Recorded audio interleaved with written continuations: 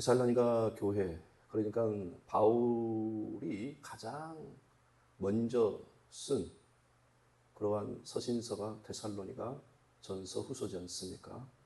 이와 비슷하게 우리 한국교회도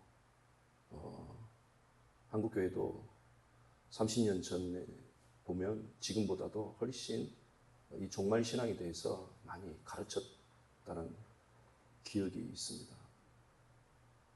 그리고 그보다 더 오래된 40년 전, 50년 전을 생각해 보면은 그런 종말 신앙에 대한 그것이 이제 뭔가 낯설고 새롭게 느껴지기 때문에 사람들이 그런 기독교 서적, 종말에 대한 그런 기독교 서적이나 그런 가르침을 선호했는지 모르겠지만 지금보다는 처음에 그런 종말 신앙에 대한 그런 열망들이 더 있었습니다. 이 데살로니가 교회도 지금 처음 바울이 여러 서신서를 썼는데 가장 앞부분에서 언급한 부분이고, 그리고 먼저 쓴 서신서이기 때문에 종말 신앙에 대해서 많이 언급을 하지 않았나. 그러니까 뭔가 이렇게 처음에 순수했을 때 그런 종말 신앙에 대한 그런 열망이 있는 것 같습니다. 처음에 순수했을 때. 그런데 이 종말 신앙은 사실 뭐 50년 전이든 100년 전이든 성경에서 보게 되면 예수님이 십자가에서 죽으실 때부터 지금까지가 다 말세입니다. 우리 예수님은 히브리서 9장 26절에서도 말씀하신 대로 세상 끝에 오셔서 우리의 죄를 속죄하기 위해서 오셨다. 그래서 속죄 제물이 되셨다라고 말씀을 하고 있습니다. 그래서 항상 우리가 예수님이 항상 언제든지 오신다. 이런 신앙이 올바른 신앙이고 깨어있는 신앙인 것입니다.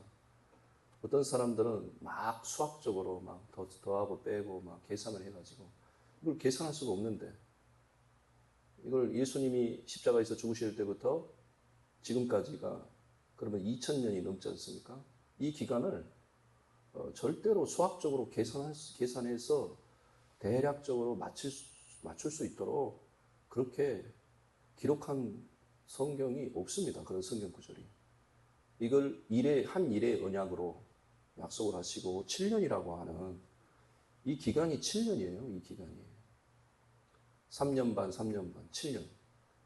요한계시록에서도 7일, 7인, 7나팔, 7대접, 또 심지어는 7교회까지. 이것은 왜 7이라고 하는 숫자를 했겠어요? 7나팔, 나팔절이 1년마다 있는 거잖아요. 그래서 7일에 7년의 기간, 이 7년의 기간이 바로 이 종말의 기간이에요. 그렇기 때문에 뭐 1260일이나 뭐 1290일이나 1330 거기다가 또 15일을 더해가지고 그러죠. 그러면 1335일이 됩니다. 그러면 그런 식으로 그러니까 1335일이죠. 그걸 년으로 바꿔가지고 1260년이나 1290년이다. 1335년이다. 정말 그것은 어리석은 계산이. 그렇게 해가지고 뭐 중세 어떤 때를 말하고 아니면은 현재 어떤 때라고 하면서 예수님도 모르고 천사도 모른다고 했는데 어설픈 산수로 정말 어설픈 산수로 종말의 때를 계산으로 그 어설픈 산수로 그것을 맞추려고 하고 깨워 맞추려고 하는 것이 참 그런 시도는 해볼 수 있지만 정말 어리석다라는 생각을 해야 됩니다. 그러니까 이 7년으로 계산을 하고 있는 거예요. 그러면은 이걸 7년인지 70년인지 700년인지 7000년인지 2000년인지 3000년인지 아니면 2024년인지 알 수가 없는 거예요. 이 7년. 그래서 이 7년에 3년 반, 3년 반 이런 식으로 해서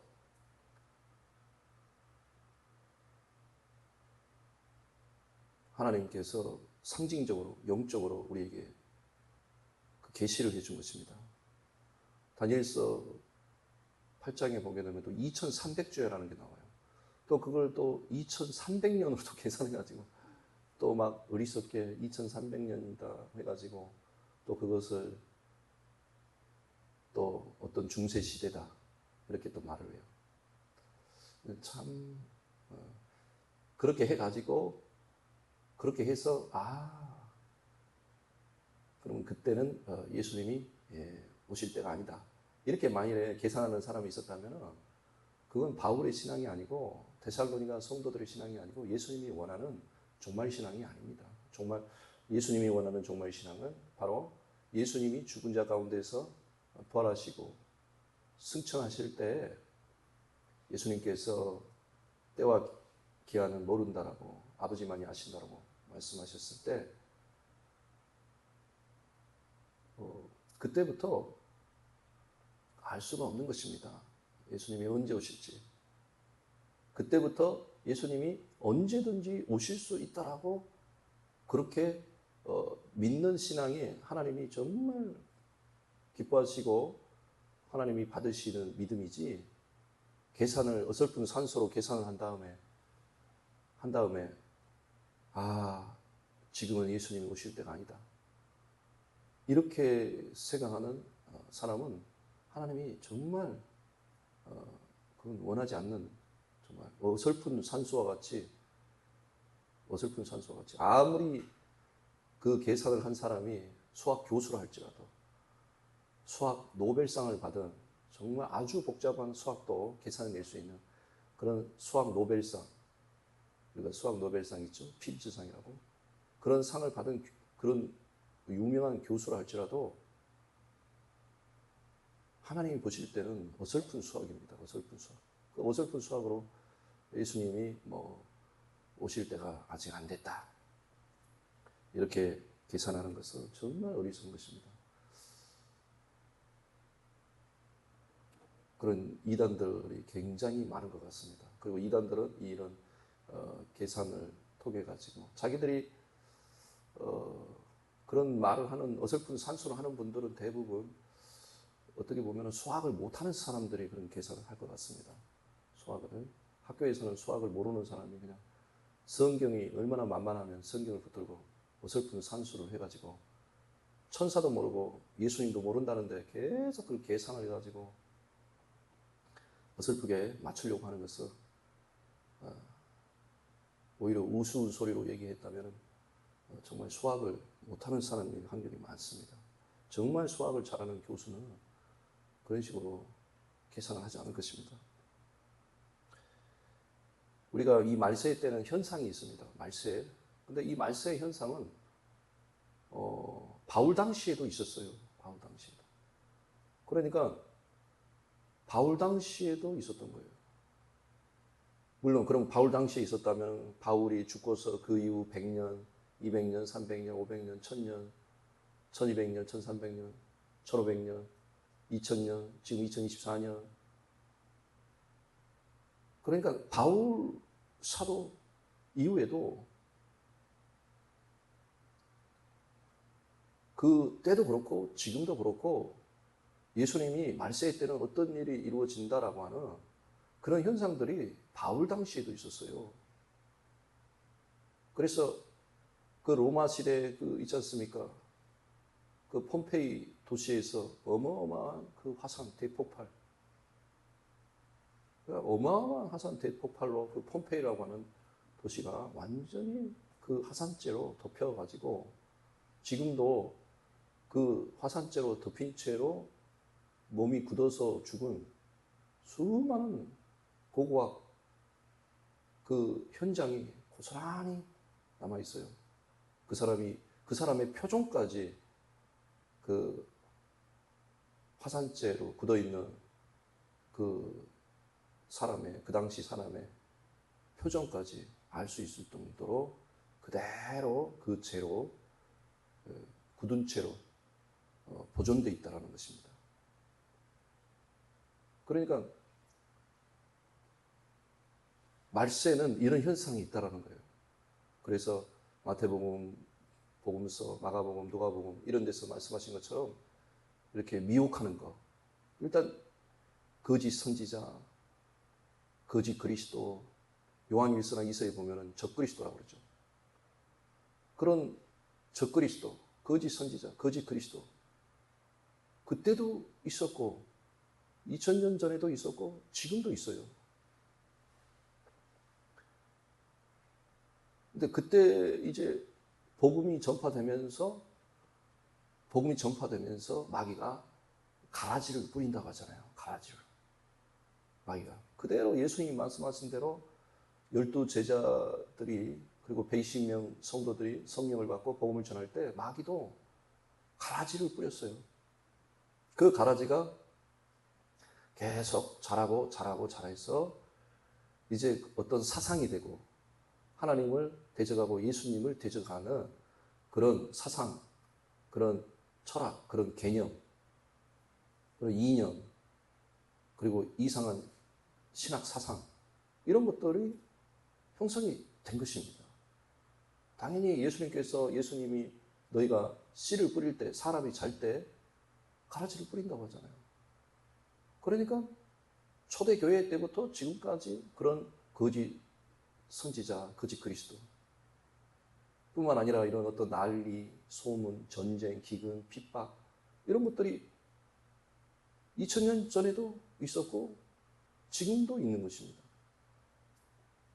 그 난리, 소문, 전쟁, 기근, 핍박이 1000년 전, 2000년 전에는 없었나요? 있었잖아요. 지진이 없었어요? 그 예수님 12 초대교회 당시에 폼페이라고 하는 도시에서 어마어마한 지진이 있었어요.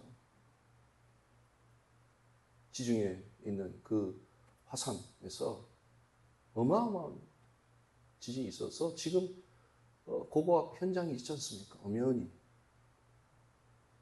그러니까 종말의 때에는 이런 것들이 있다는 거예요. 그래 민족이 민족을 대적하고 서로 분쟁하고 싸우고 죽이고 그리고 배도하는 것이 있다는 거죠. 배도. 오늘 말씀에서는 배도하는 일. 배도 바울을 괴롭혔던 사람들 가운데 알렉산더와 후메네오 이런 사람들이 배도하는 자들이죠. 이 사람들을 가리켜서 바울이 뭐라고 해요? 양심을 버렸다라는. 그리고 믿음에 관해서는 파선을 했다고 하셨어요. 그러니까 양심을 버리고 믿음에 관해서는 파선한 사람. 2000년 전에도 있었고 지금은 없겠습니까? 그러니까 말세에 7년이라고 하는 7일이라고 하는 이 말세의 이 기간 속에서는 배도가 있는 거예요.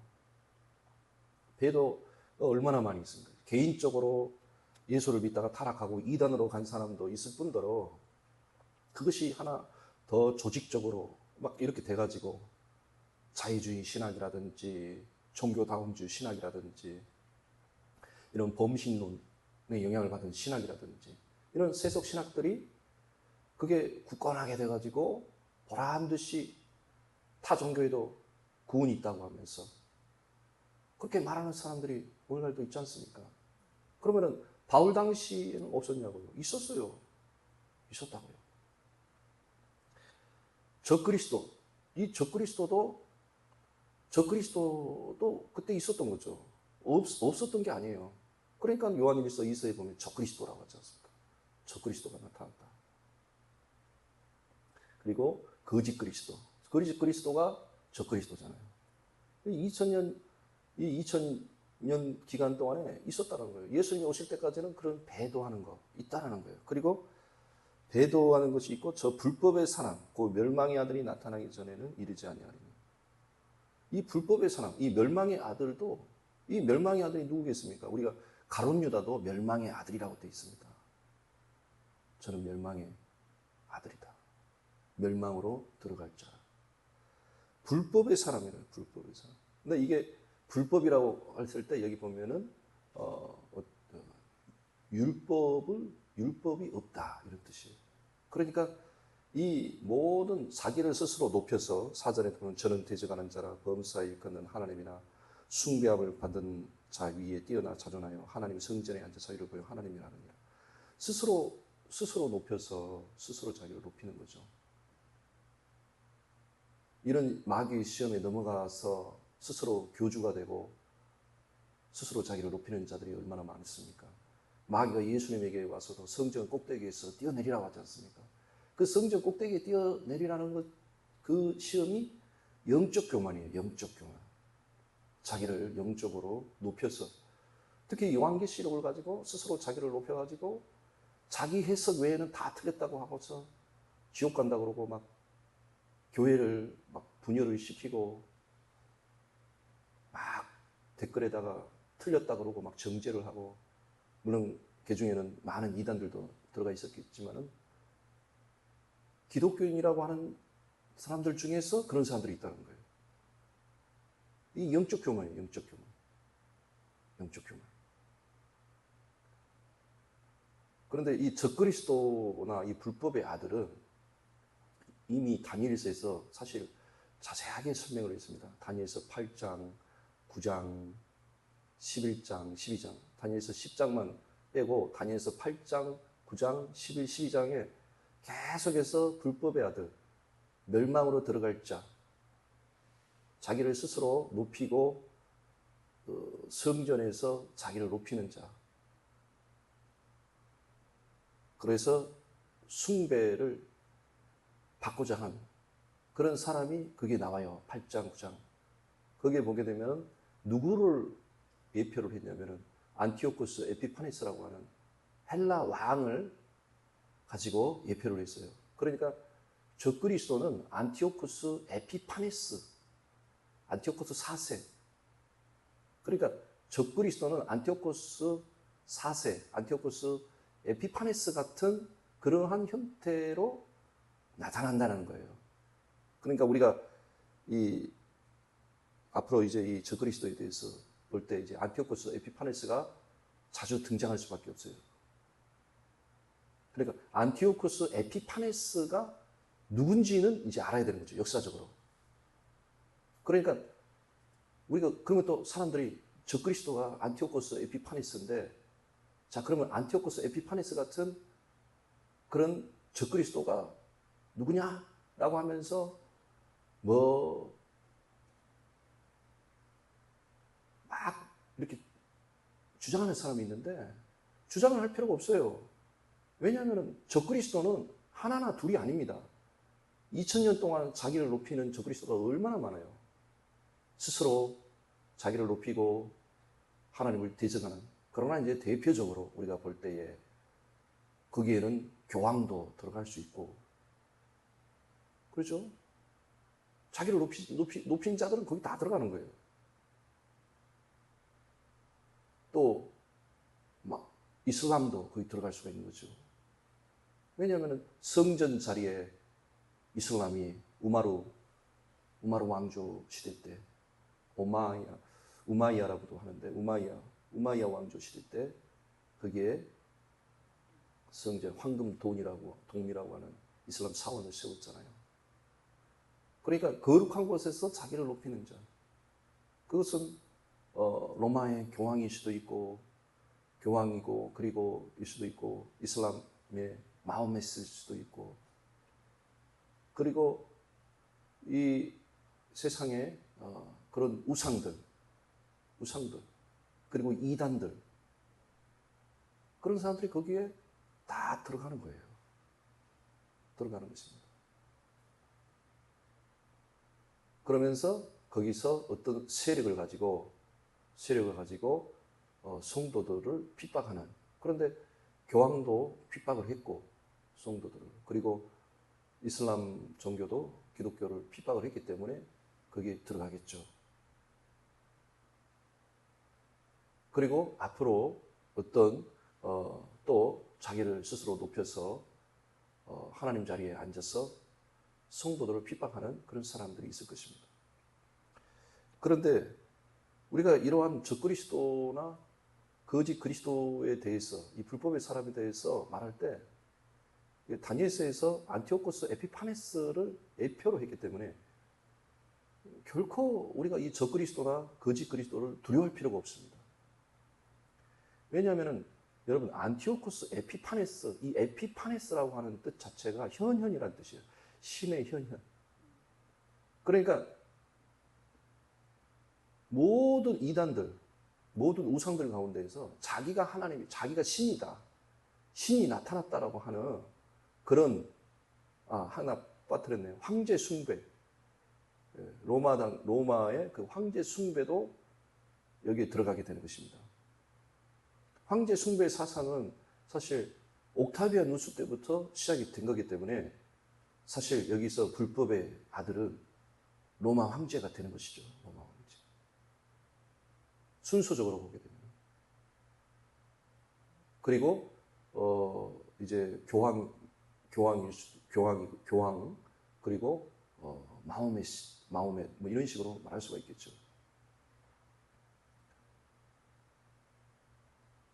그러므로 여기서 보게 되면은 이제 내일 우리가 또 이어서 보겠지만 안티오코스 에피파네스가 적그리스도를 예표하고 있어요. 근데 적그리스도를 두려워할 필요가 없습니다. 여러분, 왜 하나님께서 다니엘에게 적그리스도를 언급을 하고자 하면서 왜 안티오코스 에피파네스를 언급을 했을까? 악인들은 많거든요. 악인들은.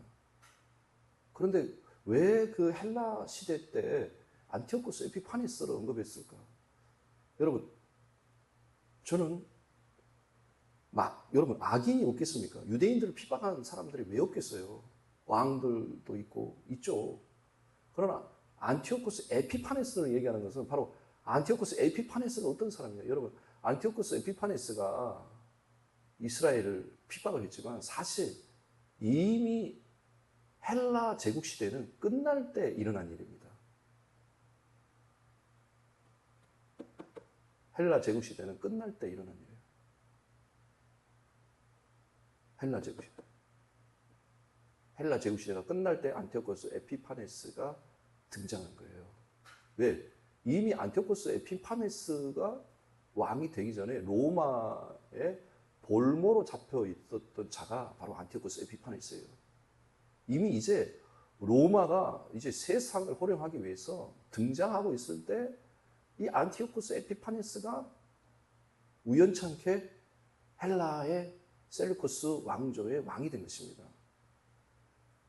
이미 별 볼 일 없는 그러한 제국의 그 왕조의 왕이에요. 그러므로 우리가 왜 하나님께서 이 몰락하고 있는 셀루코스 왕조의 8번째 왕인 안티오코스 에피파네스를 적그리스도, 불법의 아들로 왜 예표를 하셨겠어요? 그리고 그 사람이 정말 그 이스라엘을 박해를 한 기간이 가장 심한 것은 한 3년 6개월. 길게 보면 6년 정도. 6년하고 한 140일 이렇게 됩니다. 그게 2300주예요. 2300일이 6년하고 140일입니다. 그러면 6년하고 140일이라고. 6년. 그러니까 길게 봐도 안티오코스 에피파네스가 이스라엘 민족을 괴롭힐 때가 6년하고 140일. 그리고 아주 심하게 제우스 우상을 성전에다 세우고 그냥 강력하게 그 핍박을 한 것은 한 3년 정도 되는 것입니다. 그러니까 이 적그리스도 우리가 계시록 11장에서도 보게 되면은 성전 안은 청량하지 말고 성전 바깥을 청량하라고 하면서 성전 안만 청량하고 성전 바깥은 청량하지 말고 이방인에게 짓밟히도록 내버려 두라고 그러지 않습니까? 그런데 그 기간이 딱 정해져 있어요. 42달이라고. 그게 1260일, 3년 반이지 않습니까? 적그리스도를 두려워할 필요가 없어요. 여러분, 이 안티오코스 에피파네스가 그렇게 핍박을 하고 길게 한 6년 하고 140일을 핍박을 하고 2300일, 짧게는 3년 반을 핍박을 했는데 금방 이 안티오코스 에피파네스는 몰락합니다. 몰락하는 게 아니라 그 마카비 혁명이 일어나면서 그냥 제대로 자기가 3년 이스라엘 백성들을 고통을 준 다음에 그만 우울증과 불면증에 시달리면서 타국에서 그것도 페르시아 원정을 갔다가 거기서 죽고 맙니다. 그러면서 그 안티오코스 에피파네스가 내가 왜 이 지경이 됐나?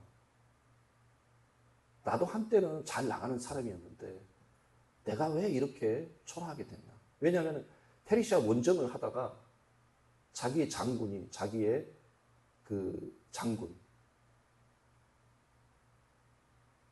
지금 유대인들과 전쟁을 하고 있는 자기 장군이 마카비 혁명에 의해서 비참하게 아주 참담하게 참패한 소식을 듣고 그게 바로 마카비 혁명으로 성전을 다시 탈환한 거죠.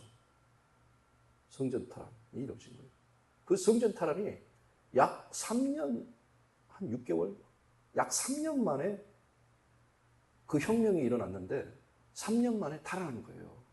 그래서 우리가 그것을 수전절, 하누카 뭐 이런 식으로 해가지고 그 유대인 절기가 있지 않습니까? 금방 그 마카비 혁명에 의해서 안티오코스 에피파네스 군대가 참패를 당하고 이 참패를 당한 소식을 이 안티오코스 에피파네스가 페르시아 원정하는 중에 그걸 들어요. 그 충격에 더욱 그는 불면증과 우울증에 시달리다가 그 얼마 있다가 그 해에 죽습니다. 이게 바로 적그리스도 불법의 아들, 멸망에 들어갈 자의 모습이에요. 그대로 어떻게 멸망이 되는지.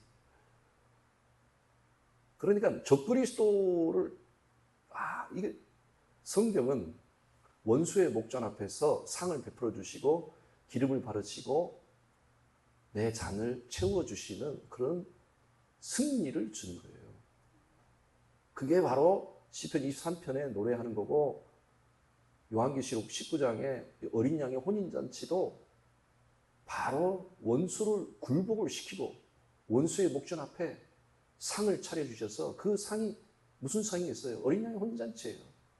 그래서 19장에 보게 되면 왕들과 장군들과 장사들과 또 말들과 탐자들과 자유자들과 종들과 물론 대수하고 모든 자들의 고기를 먹으라. 공중의 새를 향해서 천사가 그렇게 말하죠. 먹으라. 그 승리의 기쁨을 만끽한다는 것입니다. 반전이 이루어져요. 반전이. 그 많고 많은 이스라엘을 핍박하고 유대 민족을 핍박했던 많은 사람이 있는데 그 헬라 제국 시대에 이제 몰락하고 있는, 이제 몰락을 눈앞에 두고 있는, 이미 몰락을 했어요. 몰락을 이미 했습니다. 왜냐하면 안티오코스가 4세인데 아버지가 3세입니다.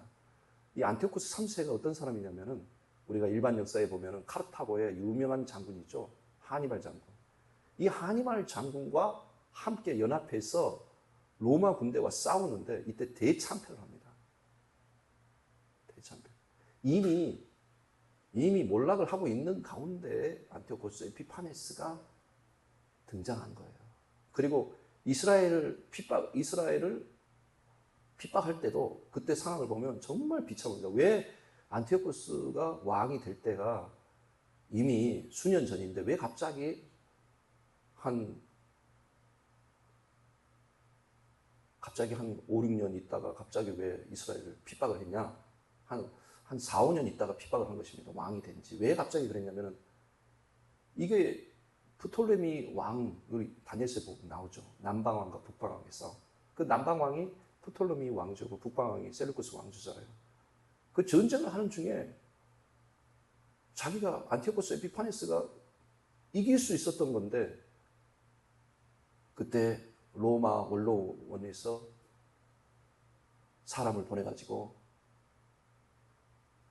그만두고 떠나라, 이런 전가를 합니다. 근데 그 전가를 하는 사람이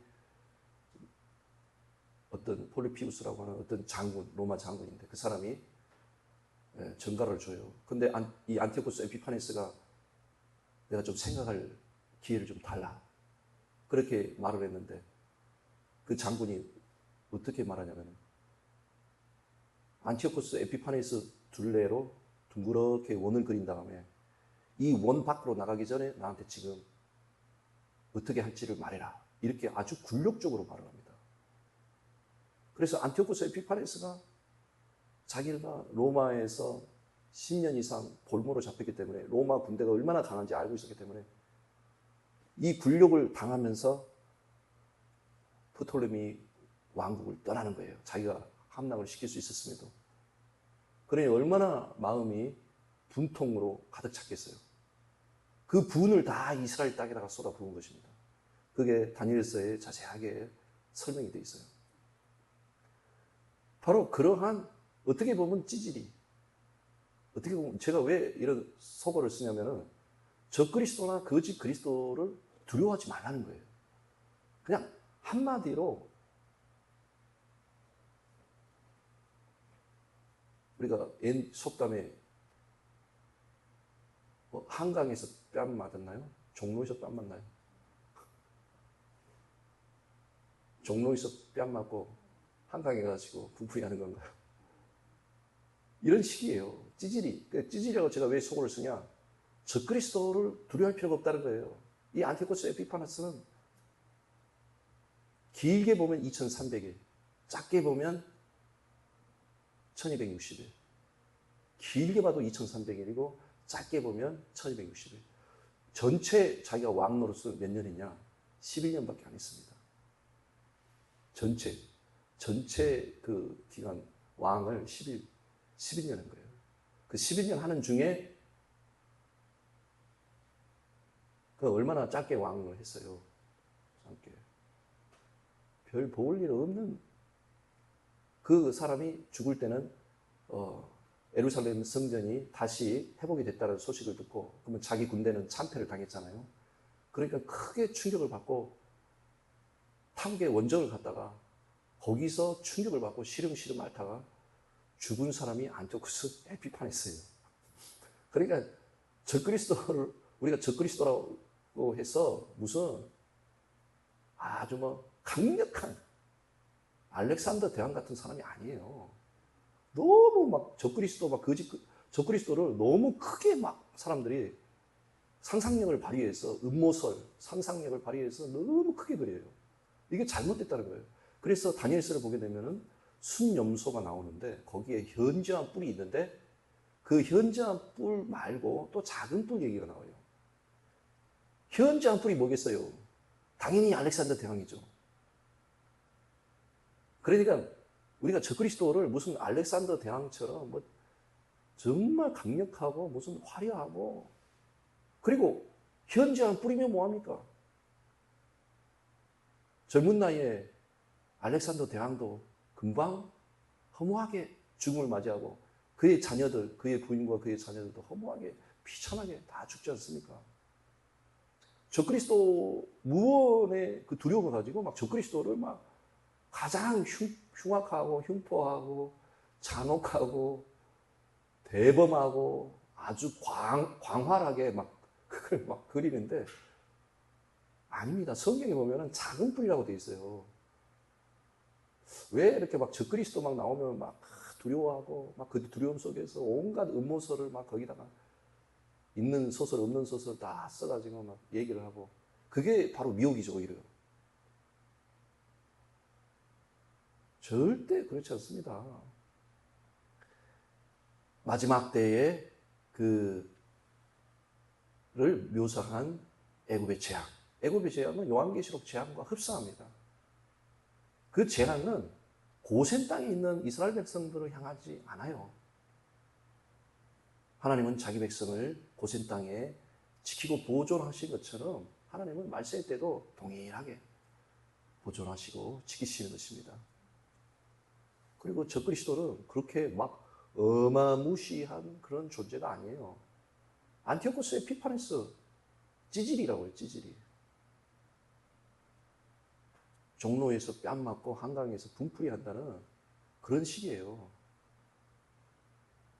그러므로 이 불법의 사람, 멸망의 아들 나오면 사람들이 긴장을 하고 이 사람이 누구냐 이렇게 하는데 불면증과 우울증으로 비참하게 생을 마감한, 그러면서 그가 지난 날을 살피며 후회하는 그런 글이 있나 봐요. 내가 왜 예루살렘 성전을 그렇게 짓밟았던 거, 이런 후회를 남긴 글이 있나 봐요.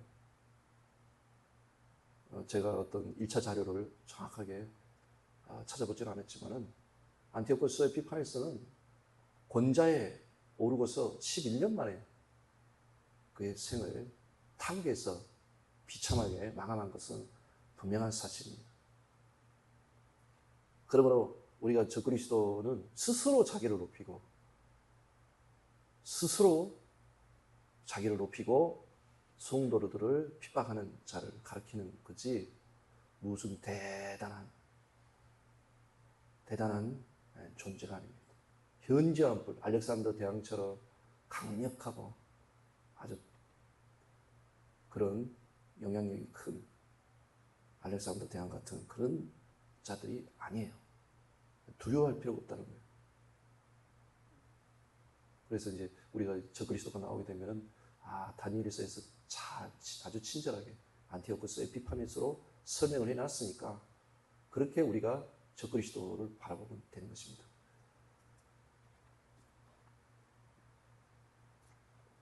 이제 우리가 내일 또 이어서 계속해서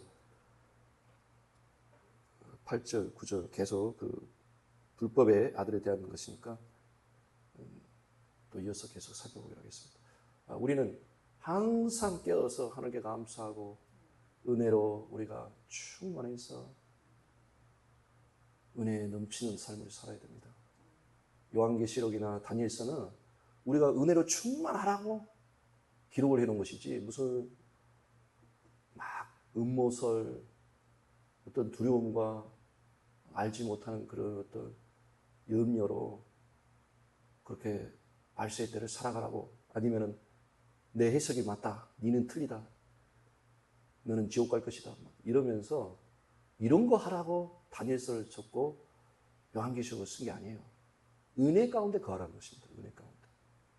고센 땅에 있었던 이스라엘 백성들이 어떤 마음이 있었겠어요? 고센 땅만 멀쩡하니까 은혜가 있었겠죠. 문인방과 설주에 바른 그 집안에 있는 사람은 멀쩡했으니까 은혜만이 가득했겠죠. 홍해를 건넌 사람이 은혜만이 가득했겠죠. 그렇습니다. 은혜. 내가 은혜가 충만해야 돼요. 은혜가 있어야 지난번에도 얘기한 것처럼 하나님을 이기고 사람을 이기는 유일한 방법은 은혜밖에 없어요. 우리가 은혜 가운데 있으면 다 이겨요. 하나님도 이긴다고 하잖아요. 그러면 하나님이 응답을 주세요. 우리가 은혜를 구하고 은혜를 나타내고 은혜를 입는 자가 되면 원수도 나를 좋게 봐요. 보세요. 에서가 야곱을 얼마나 은혜롭게 대하는지. 원수도 나를 은혜롭게 대하고, 당연히 하나님은 은혜로 너가 이겼다라고 말할 정도니까 우리가 은혜를 구하면 당연히 하나님은 은혜를 우리가 입도록 하나님이 은혜를 베풀어 주시는 것입니다. 은혜만이 은혜 충만하라고 하나님이 다니엘서 그리고 요한계시록을 줬더니 맨날 싸우고 있고 비판하고 정죄하고 소설 쓰고 두려움과 의혹으로 왜 그렇게 그러고 있는지 모르겠어요. 그리고 어설픈 수학으로 때려